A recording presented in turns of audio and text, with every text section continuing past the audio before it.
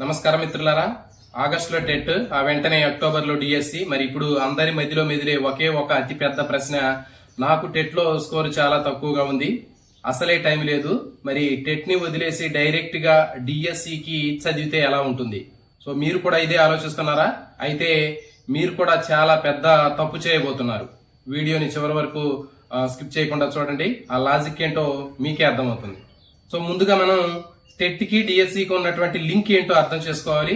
మనకు డిఎస్సిలో టెట్ మార్కులకు 20% వెయిటేజ్ ఉంటుంది. అంటే టెట్ లో మీకు వచ్చేటటువంటి ప్రతి 7.5 మార్కులకు డిఎస్సిలో 1 మార్కు తోటి సమానం.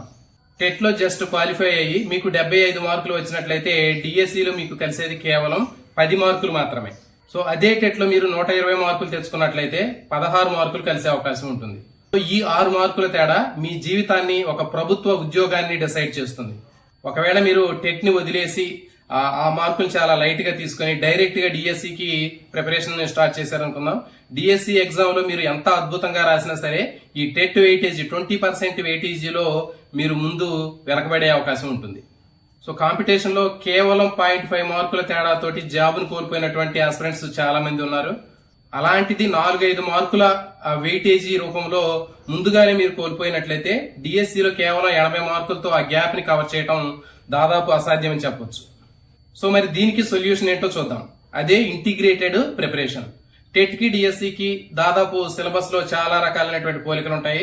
సో 70% సిలబస్ అనేది సేమ్ ఉంటుంది. సో కాబట్టి ఆగస్టు వరకు మీరు టెట్ మీద ఎక్కువ ఫోకస్ చేయండి.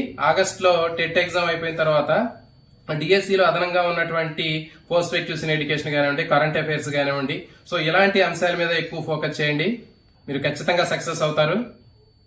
సో కాబట్టి మిత్రులారా, టెట్ స్కోర్ తక్కువగా ఉన్నటువంటి వాళ్ళు ఎట్టి పరిస్థితుల్లోనూ మీరు టెట్ ని వదిలివేయకండి.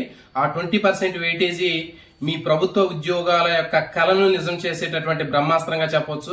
భయాన్ని వదిలేయండి, పక్కా ప్లానింగ్ తో చదవండి, విజయం మీదే. ఇలాంటి మరిన్ని స్ట్రాటజీస్ మరియు అప్డేట్స్ కోసం మన సక్సెస్ జర్నీ టీవీ ఛానల్ ని ఇప్పుడే సబ్స్క్రైబ్ చేయండి. Thank you for watching.